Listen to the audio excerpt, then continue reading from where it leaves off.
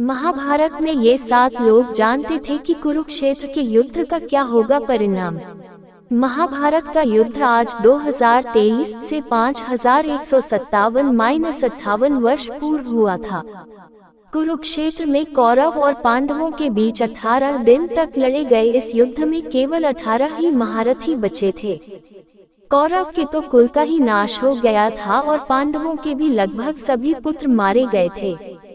जब युद्ध का होना तय भी नहीं हुआ था तब से ही 5 ऐसे लोग थे जो ये जानते थे कि युद्ध होगा और उसका क्या परिणाम होगा। 1. श्री कृष्ण।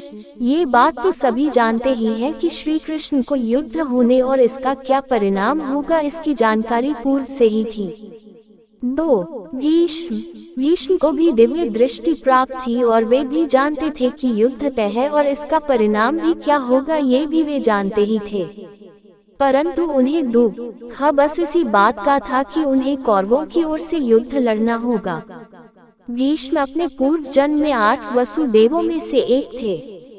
3. ऋषि वेदव्यास। ऋषि वेदव्यास भी दिव्य दृष्टि प्राप्त ऋषि थे और वे भी जानते थे कि युद्ध तय है, परंतु फिर भी उन्होंने धृतराष्ट्र को संकेतों में समझाया था कि अभी भी वक्त है कि तुम ये युद्ध रोक दो, अन्यथा तुम्हारे कुल का नाश हो जाएगा। 4. सहदेव। पांडवों में एकमात्र सहदेव ही त्रिकालदर्शी थे। सहदेव ने उनके पिता पांडु के मस्तिष्क के 3 हिस्से खाए थे, इसीलिए वे त्रिकालदर्शी बन गए थे।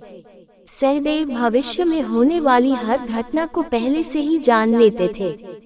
वे जानते थे कि महाभारत होने वाली है और कौन किसको मारेगा और कौन विजयी होगा।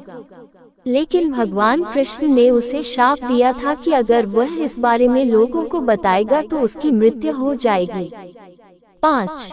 संजय। ये भी कहा जाता है कि संजय को भी युद्ध का क्या परिणाम होगा ये ज्ञान था।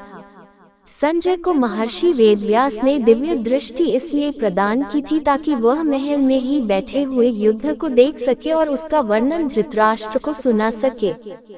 दरअसल महर्षि वेदव्यास से धृतराष्ट्र ने पूछा था कि ऋषिव, यदि आप इस युद्ध का परिणाम बताने की कृपा करेंगे तो कृपा होगी। तब वेदव्यास जी कहते हैं कि जो वृक्ष छाया नहीं देते हैं उनका कट जाना ही उचित है। तब धृतराष्ट्र पूछते हैं कि कटेगा कौन। ये सुनकर वेदव्यास जी कहते हैं कि इस प्रश्न का उत्तर तुम्हें संजय देंगे।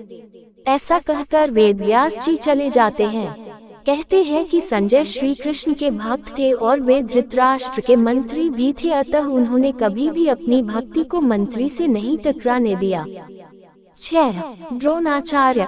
कौरव और पांडवों के गुरु द्रोणाचार्य भी जानते थे कि जिधर श्री कृष्ण है जीत उधर के पक्ष की ही होगी।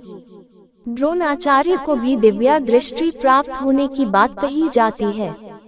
देवगुरु बृहस्पति ने ही द्रोणाचार्य के रूप में जन्म लिया था। 7.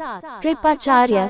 ये भी कहा जाता है कि कृपाचार्य को भी युद्ध के परिणाम का अनुमान था।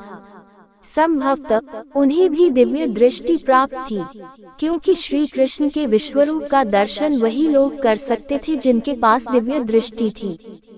कृपाचार्य ने भी श्री कृष्ण के विश्वरूप का दर्शन किया था।